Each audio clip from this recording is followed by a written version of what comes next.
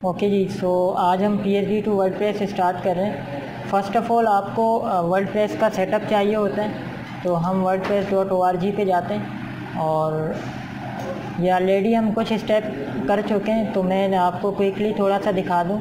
आपने यहाँ डाउनलोड पे जाना है, गेट वर्डप्रेस पे, और यहाँ पे जाके आपने URL में लिखना है रिलीजेस, ठीक है। तो जब आप ये लिखेंगे तो उसके बाद आपके सामने एक इस तरह का ऑप्शन आ जाएगा। यहाँ से आप 5.8 में से कोई भी वर्जन उठा लो, कोई इशू नहीं है, लेकिन पुराना लेटेस्ट वाला आप ना उठाएं क्योंकि इसमें अक्सर इश्यूज आते रहते हैं, ठीक है। तो खैर मैं ये वाला यूज़ कर रहा हूँ, आप चाहो तो कोई और भी यूज़ कर सकते हैं, ठीक है। आपने ज़िप फाइल पे क्लिक करना है और वो कुछ देर में डाउनलोड हो जाएगी। आफ्टर डाउनलोड वो आपको कुछ इस तरह यहाँ पे कहीं शो हो रही होगी। हम यहाँ देख लेते हैं। वर्डप्रेस के नाम से एक फ़ोल्डर होता है, इसमें 5.8.1। तो हमारी जो आज की लेक्चर है वो ऑलरेडी मैं ये फ़ोल्डर कॉपी कर चुका हूँ। मैं आपको सिर्फ समझाने के लिए बता रहा हूँ। आपने इस फ़ोल्डर को जब आप ज़िप फाइल एक्सट्रैक्ट करते हो तो इस तरह का एक वर्डप्रेस का फ़ोल्डर आता है, उसको आप रीनेम कर दो अपने प्रोजेक्ट के नाम से, और उसके बाद आप इस पूरी को कॉपी करो। एक चीज़ का ख्याल रखना कि फ़ोल्डर के अंदर फाइलें इस तरह होनी चाहिए, ठीक है। आपने इसको कॉपी करना है और कॉपी करने के बाद अपने जो भी आपका htdoc के अंदर जहाँ भी रखा हुआ आपने, चाहे वो D है या C है, तो आपने उस जगह पे लाके पेस्ट कर देना है। तो हमारे जो फ़ोल्डर का नाम था वो था ये रहा, ठीक है। ये ऑलरेडी मैंने पेस्ट किया हुआ, ठीक है। उसके बाद आपको नीड पड़ती है एक डेटाबेस की, तो मैं ज़रा डेटाबेस की तरफ भी आ जाता हूँ। हम अपना XAMPP स्टार्ट करते हैं।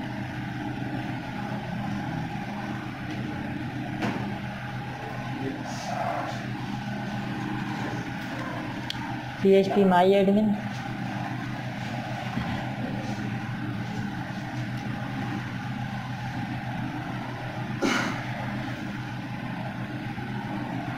तो हमारे पास यहाँ कहीं PhD करके कुछ आ रहा होगा, देख लेते हैं इसको। हमने एक डेटाबेस बनाया था PhD के हवाले से।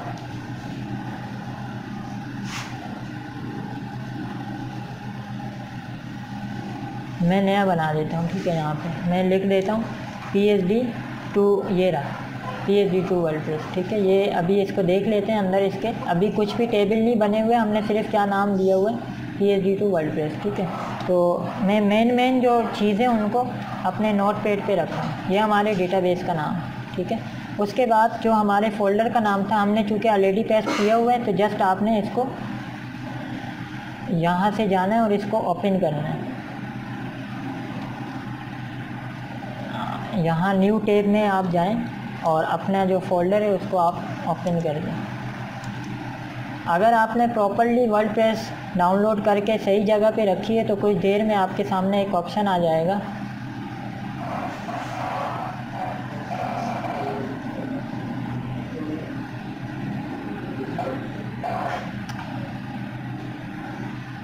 ये वाला, ठीक है। आपने यहाँ से लैंग्वेज चूज़ करनी है, इंग्लिश, कंटिन्यू करना है। जब आप यहाँ से कंटिन्यू करेंगे उसके बाद देखें ये आपसे 4 ऑप्शन मांगता है। हम लेट्स गो करते हैं। सबसे पहले यहाँ से डेटाबेस हमने नोट पैड में ऑलरेडी रखा हुआ है नाम, ये हम यहाँ पे पेस्ट कर देंगे। और यूज़र नेम क्या होता है हमारा, रूट। पासवर्ड हमारा एम्प्टी होता है और हम इसको सबमिट कर देते हैं। रन इंस्टॉलेशन पे जाएंगे। उसके बाद आपसे ये इंस्टॉलेशन पूछेगा। यहाँ हम PhD टू वर्डप्रेस का एक टाइटल दे देते हैं।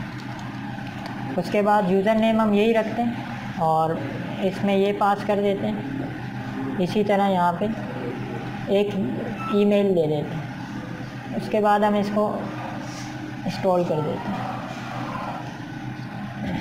हमारी वर्डप्रेस जो है इंस्टॉल हो चुकी है।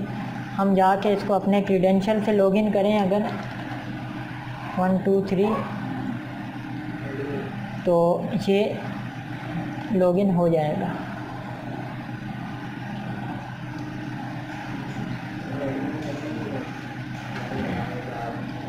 ठीक है, तो हमारा पहला स्टेप पूरा हो गया। हमने प्रॉपर्ली वर्डप्रेस जो है यहाँ पे सेटअप कर लिया। अब नेक्स्ट स्टेप क्या होगा, हमें आज ये काम करना है PhD वाला। तो सबसे पहले हम देखेंगे हम कौन सा टेम्पलेट इम्प्लीमेंट करेंगे।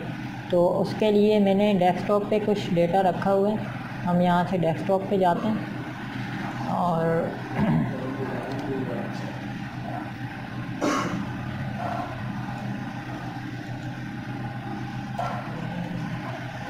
ये मेरी पीएचडी है। मैं अभी इसको ओपन करके दिखाता हूँ। इसको मैं यहाँ से जस्ट ओपन कर रहा हूँ। ये एक पिक्चर है और इसकी एक फ़ोटोशॉप की फ़ाइल भी मेरे पास पड़ी हुई है।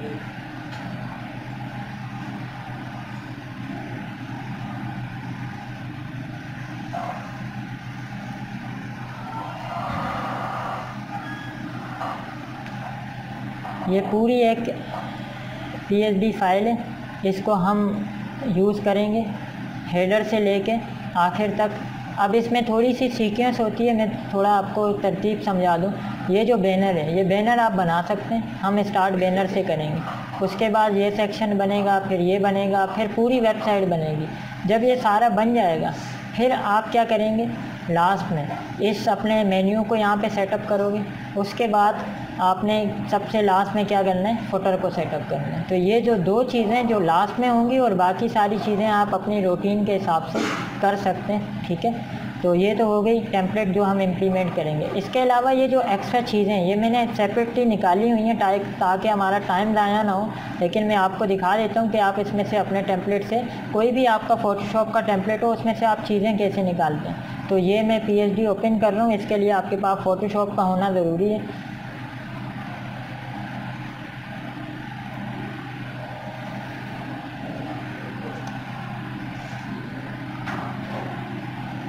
अच्छा, अब देखें मैं आपको बेसिक कुछ रिक्वायरमेंट बता देता हूँ। सबसे पहले आपने यहाँ ये ऊपर इस एरो को सिलेक्ट करना है, ठीक है। ये एरो टूल कहलाता है, इसको आपने सिलेक्ट करना है, सिलेक्शन, और यहाँ पे इन दोनों पे चेक लगा दें, ठीक है।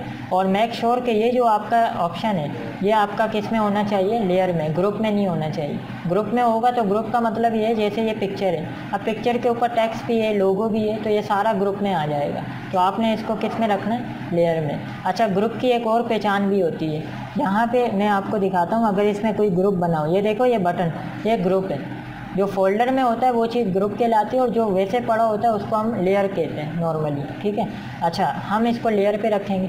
उसके बाद आपने इसको जूम करने के लिए ऑल्ट और जूम इन, जो माउस का आपका व्हील है और वो आप दबा सकते हो, इससे ये आपका जूम इन हो जाएगा। और जूम आउट भी ऐसे ही होगा, ठीक है। अच्छा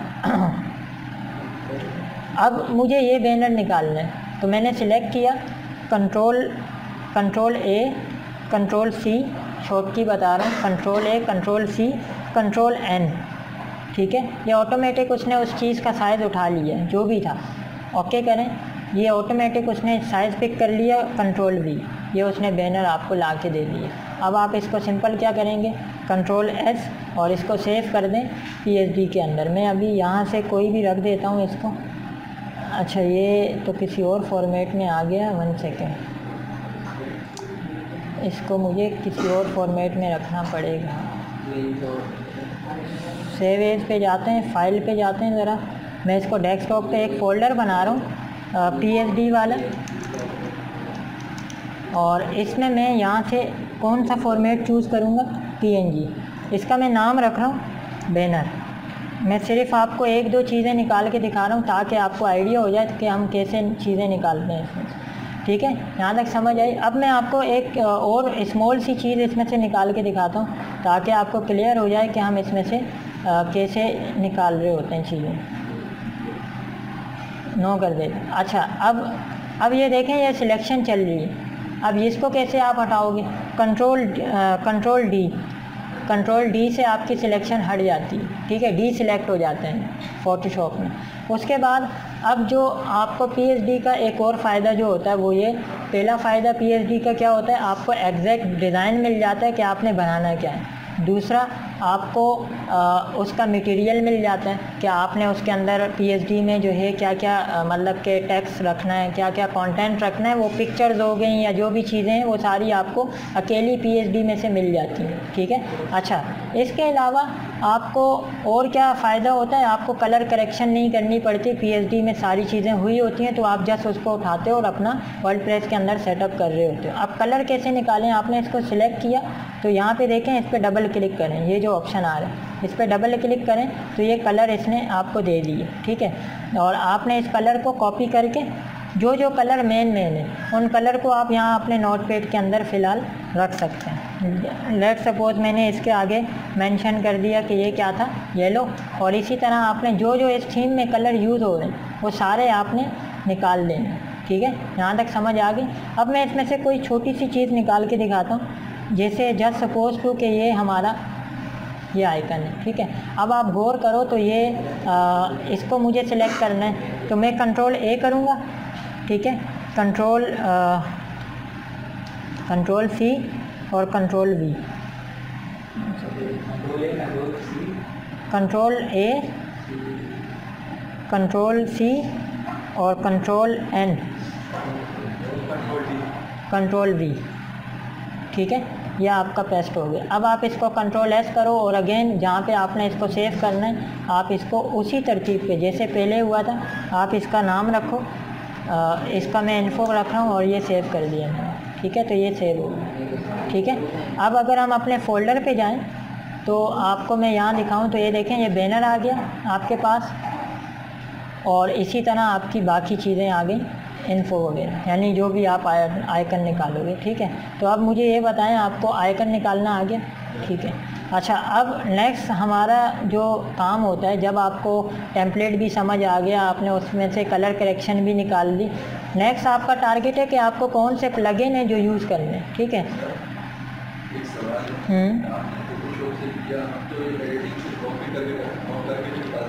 किस में से?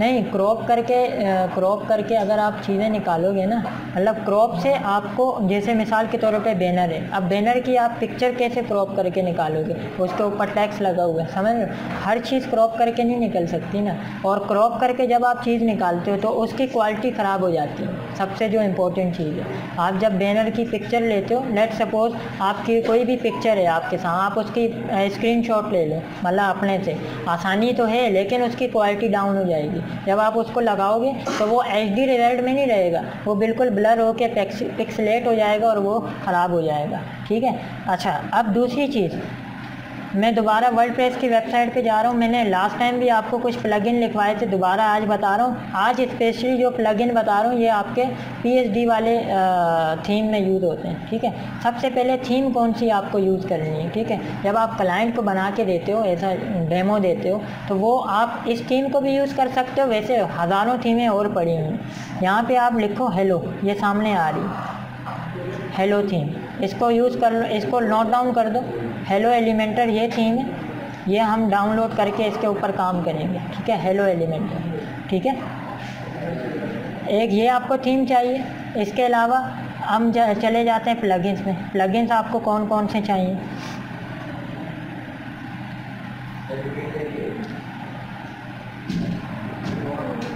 हेलो एलिमेंटर, यहाँ पे हम सर्च करते हैं, एलिमेंटर सर्च करते हैं,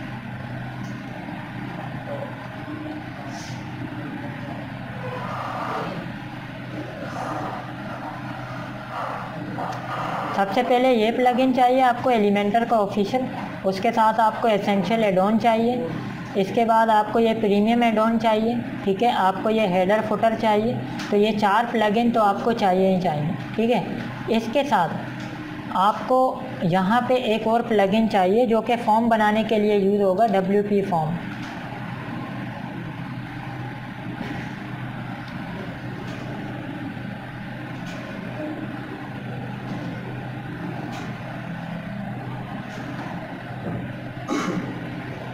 ठीक है, ये वाला है, ठीक है, ये वाला। बाज़ दफ़ा ऐसा होता है कि आप ऑफलाइन काम करते हो लोकल होस्ट पे, तो ईमेल नहीं जाती, आपने वेबसाइट बना दी लेकिन ईमेल नहीं जाती, तो उस ईमेल के मसले को रिजॉल्व करने के लिए आप इसको भी यूज़ कर सकते हो, WP मेल को, ठीक है। तो ये 2 हैं जो आपके किस में यूज़ हो जाएंगे, फॉर्म वगैरह बनाने के उसमें, ठीक है। यहाँ तक क्लियर हो गया। अगर आपको छोटा मोटा कोई स्लाइडर, वैसे तो रिक्वायर्ड नहीं होती, लेकिन अगर आपको ज़रूरत पड़ जाए तो आप कौन सा यूज़ करते हो, मेटा स्लाइडर, ठीक है, इसको आप यूज़ कर सकते हो। ये वाला भी यूज़ कर सकते हो, बहुत सारे लोग इसको भी यूज़ करते हैं, स्मार्ट 3 स्लाइडर को। तो जो भी आपको समझ आ रहा है आप यूज़ कर सकते हो। ये तो हो गई हमारे सारी प्लगइन्स की बात। अब हम एक एक करके यहाँ पे अपनी चीज़ें सेटअप कर देते हैं। सबसे पहला काम क्या करना होता है, आपने डाउनलोड कर दी सारी चीज़ें, अब आप जाओगे पोस्ट वाले सेक्शन में। आपने इस पोस्ट को सिलेक्ट करना है, एक है या दो हैं, जितनी भी पोस्टें पहले से डली हों आप इनको सिलेक्ट करके मूव टू ट्रेश कर दो, खाली कर दो। इसी तरह पेजेस में जाओ, अगर पेज पहले से बने हुए हैं तो इनको सिलेक्ट करके क्या कर दो, मूव टू ट्रेश कर दो। ठीक है, यहाँ तक समझ आई। अब हम चले जाते हैं अपने प्लगइन वाले एरिया पे। तो प्लगइन मैंने निकाल के रखे हुए हैं यहाँ पे कहीं, मैं देख लेता हूँ। इधर मैंने कोई फ़ोल्डर बनाया था, ये वाला, ये देखें, ये सारे मैंने प्लगइन रखे हुए हैं। ये मैं फ़ोल्डर भी शेयर कर दूँगा USB में, किसी को चाहिए होगा। अच्छा, अब हम एक एक करके इसको यूज़ कर लेते हैं। तो मैं सबसे पहले आता हूँ प्लगइन पे। हमें सबसे पहले एलिमेंटर को यहाँ पे सेटअप करना है। अपलोड पे जाते हैं और चूज़ पे जाते हैं। तो हम जाएंगे अपनी डेस्कटॉप पे। डेस्कटॉप के अंदर हमारा एक फ़ोल्डर था ये वाला, और इसमें था एक PHP वाला। एलिमेंटर को हम ये देखें 3.4.7, इस वर्जन को भले नोट डाउन कर दो, ये वर्जन ज़्यादा बेहतर है, लेकिन अगर आप कोई और भी यूज़ करो तो भी कोई इतना बड़ा इशू नहीं। आप इसकी एक पिक्चर ले लें, ये पूरे एरिया की, इसमें सबके वर्जन शो हो रहे हैं, आप इसकी पिक्चर ले लें।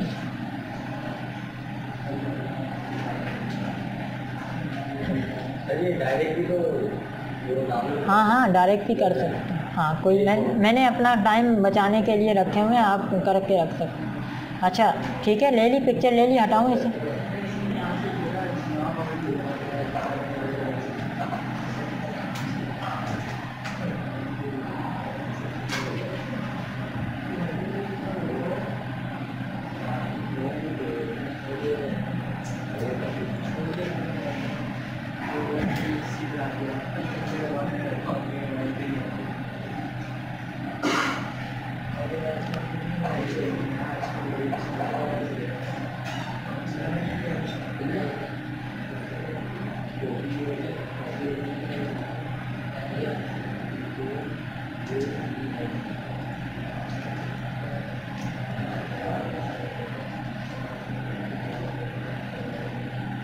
अच्छा, थीम वाले ऑप्शन में जाके इंस्टॉल होगी, ठीक है।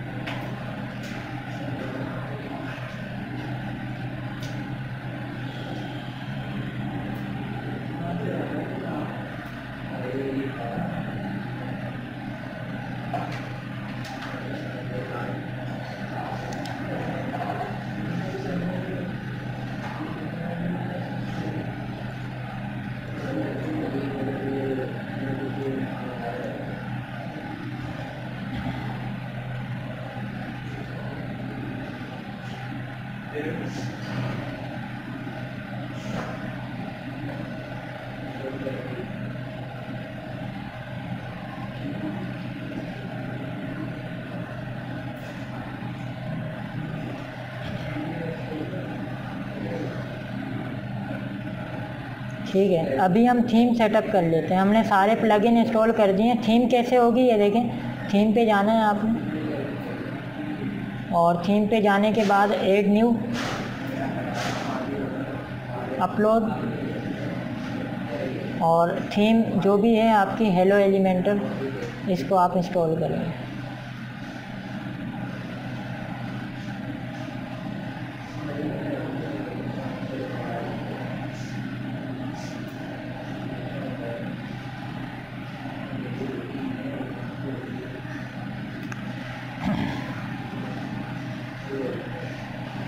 ठीक है, तो हमने सारी चीज़ें कर दी। अब हम जाते हैं एक पेज बनाते हैं, ऑल पेजेस पे जाते हैं। अभी देखें कोई पेज नहीं है, हम एक पेज बना दी।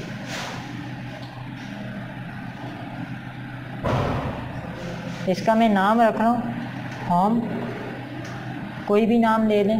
हम सिंगल पेज वेबसाइट बना रहे हैं, यानी जो लैंडिंग पेज वाली होती है उस तरह की, तो हम इसमें पब्लिश कर देते हैं। यहाँ से आपने एक चीज़ का ख्याल रखना है, डिफ़ॉल्ट टेम्पलेट के बजाय अभी मैं आपको इसका फ़र्क बताता हूँ। अगर आप इसमें करोगे एलिमेंटर कैनवास, तो इसका मतलब ये कि आपका इसके ऊपर मेन्यू भी शो नहीं होगा, खाली पेज आ जाएगा पूरा पूरा, मतलब उसमें आपको हर चीज़ खुद बनानी पड़ेगी। और अगर आप इसमें से ये वाला यूज़ करोगे फुल विथ, तो इसका फ़ायदा ये होगा कि आपको पूरी वेबसाइट हेडर और फुटर को छोड़ के वो सारी आप खुद कस्टमाइज़ करोगे। हेडर फुटर वाला जो प्लगइन हमने इंस्टॉल किया उससे कस्टमाइज़ करोगे, तो ये इस तरह आपकी पूरी जो PHP वाला पार्ट है वो कंप्लीट हो जाएगा। ठीक है, तो अभी हम ये वाला रखेंगे और इसको पब्लिश कर देते हैं।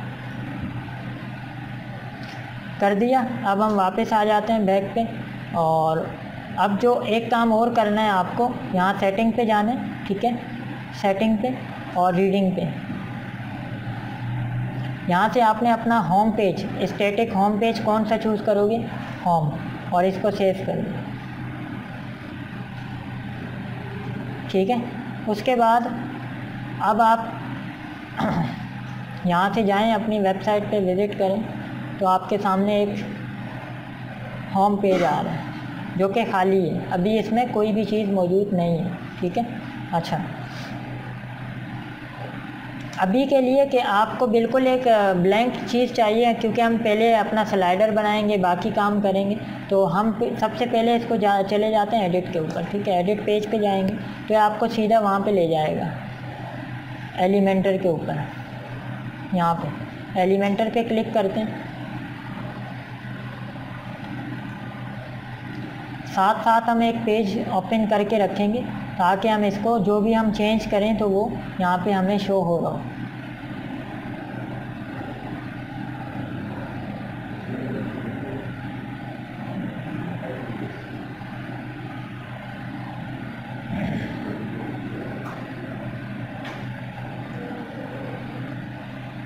अच्छा, फर्स्ट हमने क्या करना है, सेटिंग पे जाना है अगेन, और अभी हमने फुल विथ किया था ना, तो अभी इसको क्या कर देते हैं, फुल कैनवास अपडेट कर देते हैं। जब हम इसको अपडेट करेंगे और अपने पेज को जाके रिफ़्रेश करेंगे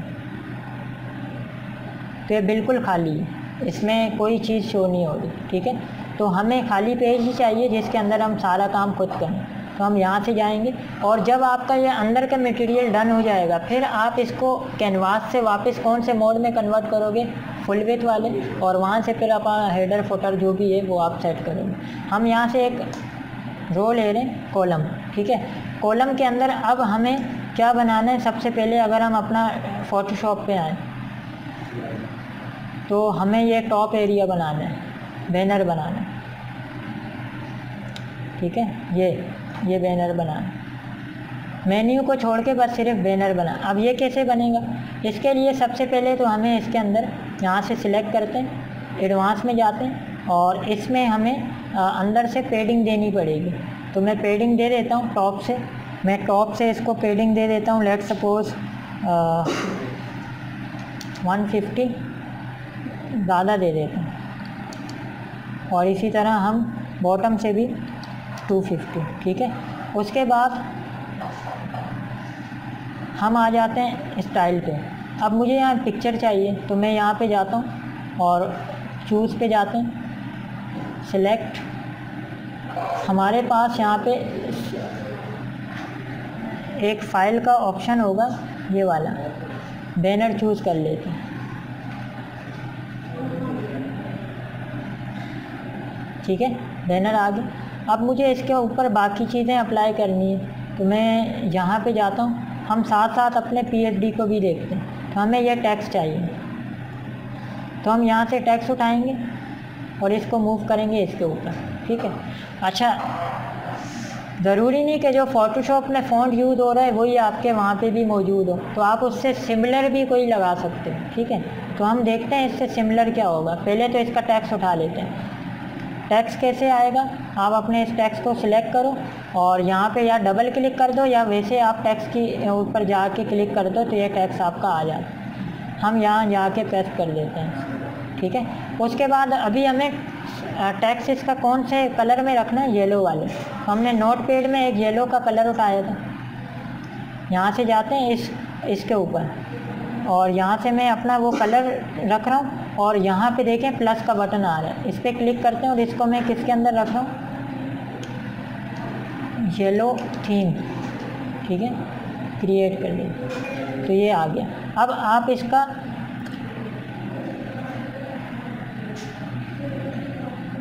यहाँ पे जाके टाइपोग्राफी में आप इसका फ़ॉन्ट चेंज कर सकते हो, ठीक है। तो मैं देखता हूँ फ़ॉन्ट ये कुछ मुझे सिमिलर लग रहा है और इसको हम यहाँ से वेटेज इसका कम कर देते हैं, ठीक है, और इसका साइज़ बढ़ा देते हैं। जो भी आपको बढ़ाना है वो आप बढ़ा सकते हो, ठीक है। हम देखते हैं अपने PSD में कैसा लगा हुआ है, इस तरह का बना हुआ है।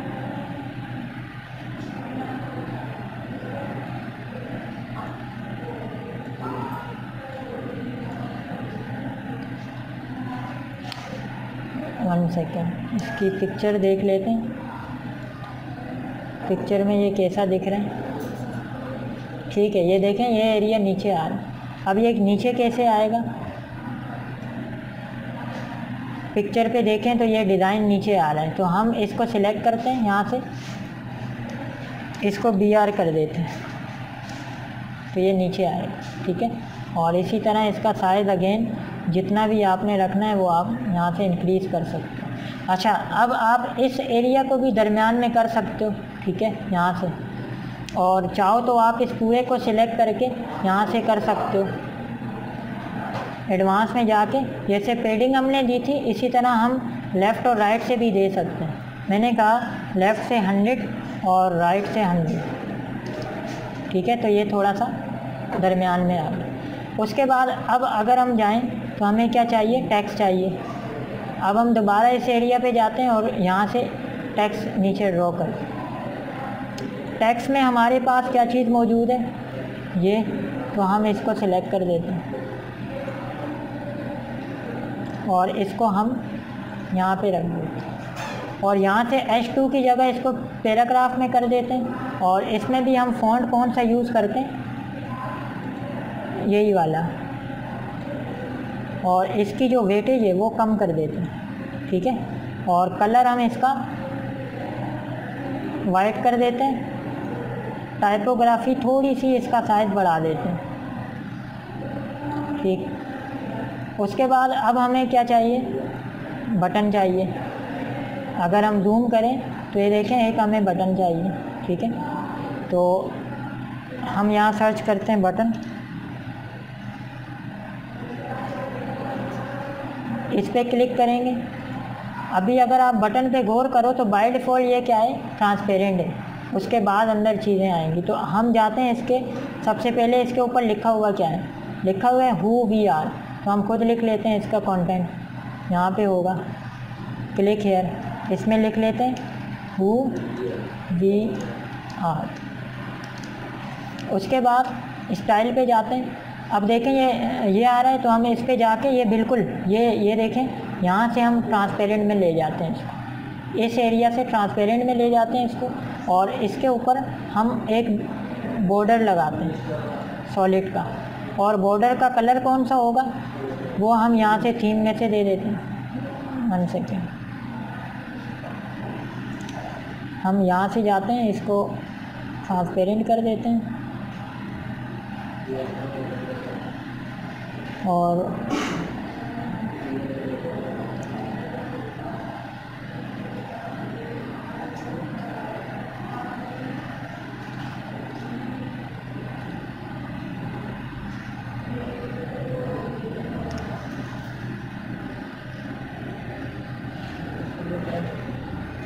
ठीक है। अच्छा, अब हम इसको गोल करना है हमने, तो थोड़ा सा यहाँ से स्क्रॉल डाउन करते हैं तो यहाँ पे देखें रेडियस आ रहा है, तो हम 50 करके देखते हैं, काफ़ी है। लेकिन अगर हम इसके बटन पे देखें तो ये बटन थोड़ा बड़ा है और टेक्स्ट भी देखो थोड़ा बेहतर आ रहा है। तो उसके लिए क्या करेंगे, उसके लिए हम यहाँ जाते हैं टॉप पे एडवांस में, इसके अंदर मैं थोड़ा सा पेडिंग दे देता हूँ टॉप से 10, राइट से ज़्यादा कर देते हैं, लेट सपोज मैं 20 कर देता हूँ, ठीक है। बॉटम से भी 10 और लेफ़्ट से भी हम 20 कर देते हैं। तो इस तरह ये थोड़ा सा वो हो जाएगा और इसको अपडेट कर देते हैं। उसके अलावा जब हम इस पर होवर करें तो फिर क्या हो, होवर का भी बता देते हैं कि जब होवर करें तो इसका कलर बिल्कुल ये हो जाए, टेक्स्ट का कलर वाइट हो जाए या ब्लैक हो जाए, लेकिन इसका जो अपना कलर है वो क्या हो जाए, ये हो जाए, ठीक है। इस तरह हम इसको अपडेट कर देते। अब ये तो हो गया एक सेक्शन। अब इसके साथ हमें रिस्पॉन्सिव भी देखना है, तो यहाँ से रिस्पॉन्सिव मोड है। अभी ये टैबलेट पे कुछ इस तरह दिख रहा है और जब हम इसको मोबाइल व्यू पे देखें तो ये इस तरह दिख रहा है, यानी ये टैबलेट मोड है।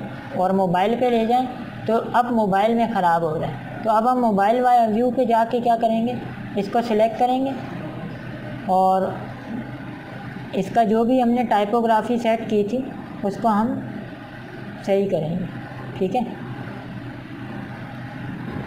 और इसके अंदर हमने साइडों से अगर कुछ दिया हुआ है तो वो हटा देंगे। इसी तरह इसको सिलेक्ट करेंगे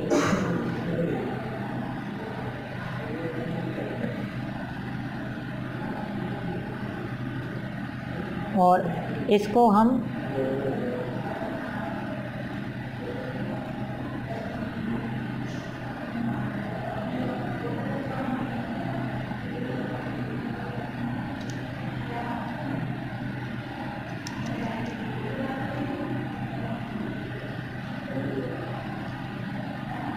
और इसके अंदर जो हमने पेडिंग दी थी वो ख़त्म कर देंगे।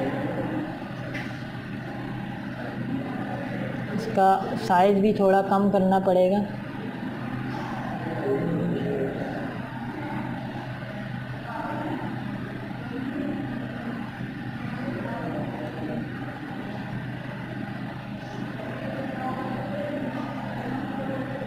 अभी इसमें देखें साइडों से भी बहुत गैप आ रहे हैं, तो इसको भी थोड़ा सही करते हैं। और एक काम और जो हमसे रह गया है करना, वो क्या था, जब हम इसको हमने बैकग्राउंड लगाया था तो बैकग्राउंड की कुछ प्रॉपर्टीज़ होती हैं, पोजीशन, सेंटर, इसमें रिपीट, नो रिपीट, और शायद हम इसका कवर करते हैं तो ये हमारा कुछ इस तरह दिखेगा, ठीक है, जैसा हमें PhD में दिख रहा है। अब हम इसको दोबारा से ज़रा टैबलेट मोड पे देखते हैं। अभी भी ये ऊपर नीचे से काफ़ी गैप आ रहा है, तो इसको थोड़ा सा सही करते हैं।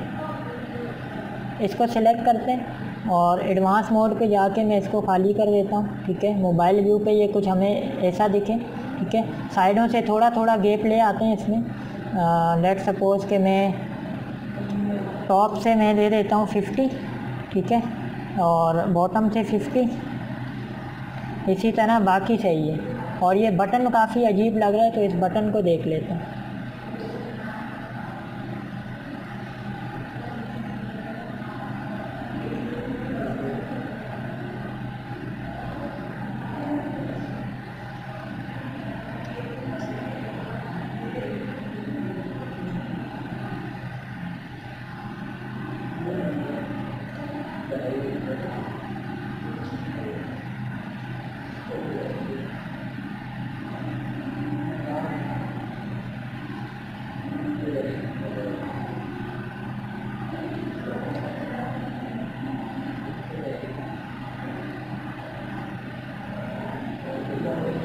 बटन बहुत अजीब सा लग रहा है।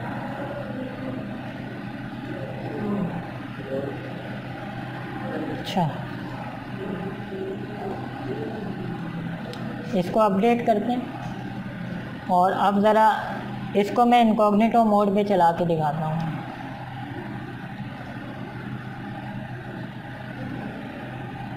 तो ये हमारा फर्स्ट स्टेप है PhD का, जिसमें हमने एक बटन बनाया और एक हमने बैनर सेट किया, ठीक है। और इसको आप इंस्पेक्ट में जाके अब देखो, नॉर्मली जो मतलब अगर हम इसको सही स्टैंडर्डाइज देखें ना, वो ये होता है कि अगर आपने PhD वाला काम किया है तो आपके पास जो ये डिवाइसेज हैं, वैसे तो अब दुनिया में इतनी सारी डिवाइसेज हैं, हम सबके हिसाब से तो नहीं कर सकते, तो ये जो आपके ब्राउज़र के अंदर जितनी चीज़ें पड़ी हुई हैं, एटलीस्ट मैक्सिमम जो डिवाइसेज यहाँ शो हो रही हैं उसके हिसाब से वो सही होना चाहिए, तो फिर वो चल जाता है, ठीक है। तो अब देखो काफ़ी हद तक ये ठीक है, इसकी लुक अच्छी लग रही है और मोबाइल पे भी ये कोई इतना ख़ास वो नहीं बिगड़ रहा। हाँ बहुत कम करें तो लाजमी सी बात है वो ख़राब हो रहा है, लेकिन वैसे ठीक है। ठीक है, तो आपको तरतीब समझ आई। एक सेक्शन और कवर करते हैं और फिर अपने वीडियो को यहीं पे एंड करते हैं।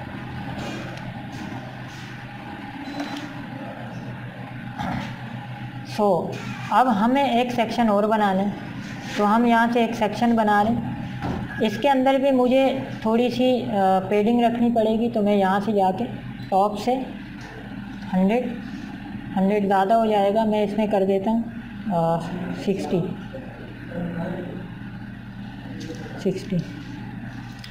और इसी तरह राइट से भी 50 और यहाँ से भी 50। इसके अंदर करेंगे क्या, हम यहाँ जाते हैं स्टाइल पे और सबसे पहले तो मुझे इसके अंदर एक ये रखना है, हमने ये रख दी। उसके बाद हमें इसमें टैक्स ऐड करना है, तो यहाँ से जाके टैक्स रखेंगे। टैक्स कौन सा वाला होगा जो हमने अभी पीएचडी के अंदर देखा, ये वाला सेक्शन में, इस सेक्शन की बात करें। यहाँ पे आप कोई भी कोटेशन या कुछ भी आप लगा सकते हैं। फ़िलहाल तो हम थीम को फॉलो कर रहे हैं, तो हम इसी टेम्पलेट में जो लिखा हुआ है वही लगाएंगे। यहाँ पे जाके हम जस्ट लगा देते हैं और उसके बाद इसकी थोड़ी सी कलर करेक्शन कर देते हैं, इसको ब्लैक में कर देते हैं और इसको टैबलेट मोड पे करके इसको थोड़ा बेहतर कर देते हैं। यहाँ से इसको इस फ़ॉन्ट में रखते हैं, वेटेज इसका कम करते हैं और थोड़ा सा इसको कंटेंट के हिसाब से सेंटर में कर देते हैं। ठीक है, और बाकी इसका साइज़ देख लेते हैं। साइज़ में अगर थोड़ी सी कुछ कमी पेशी हो जाए तो ठीक, सही। अच्छा, बाकी अभी अगर हम देखें तो वैसे ओवरऑल ये थोड़ा सा ज़्यादा हो रहा है, तो हम एडवांस में जाके इसके अंदर कुछ चीज़ें ऐड कर देते हैं। जैसे कि टॉप से मुझे 100 और बॉटम से ये ज़्यादा हो गया, इसको हम 60 पे कर देते। ठीक, और इसको सही है, इसको सेलेक्ट करके यहाँ से वो कर देते हैं, थोड़ा सा इसको, ठीक है, अपडेट कर देते हैं। अब हम आते हैं अपने प्राइवेट मोड में और ज़रा देखते हैं क्या इसका लुक आ रही है। तो ये दूसरा सेक्शन आ गया जिसके अंदर हमने कोटेशन लगा दी। और अगर हम रिस्पॉन्सिव मोड पे देखें तो ये रिस्पॉन्सिव मोड में भी काफ़ी बेहतर दिख रहा है। टेक्स्ट नहीं नज़र आ रहा, टेक्स्ट को थोड़ा सा बढ़ाना पड़ेगा, बाकी सारी चीज़ें हमारी विजिबल हो रही हैं। तो क्लियर हो रहा है पीएचडी से हम कितनी आसानी से चीज़ें निकाल सकते हैं। ठीक है, अच्छा एक और मैं आपको फ़ोटोशॉप की थोड़ी सी एक वो शेयर कर दूं। ये देखें, ये आपका सिलेक्शन एरिया होता है, ये वाला। इसको आप यहाँ से ना सिलेक्ट करो, लेट सपोज, तो ये आपको साइड से देखो क्या बता रहा है, विथ बता रहे हैं और हाइट बता रहे हैं। तो आपको एक उस एरिया की हाइट पता लग जाती है, पहली चीज़। दूसरा, ये जो साइड से विथ बता रहा है, ये साइड से पेडिंग, आप इसको पेडिंग में कन्वर्ट करके रख सकते हो। तो आपका एग्जैक्ट जैसे पीएचडी दिख रही है वैसे ही आपको यहाँ पे दिखना शुरू हो। 19-20 तो होगा, लेकिन मैक्सिमम आप पीएचडी को फॉलो करना शुरू कर दोगे। ठीक है, तो ये सारा सिलसिला था। क्लियर होगी सारी चीज़ें।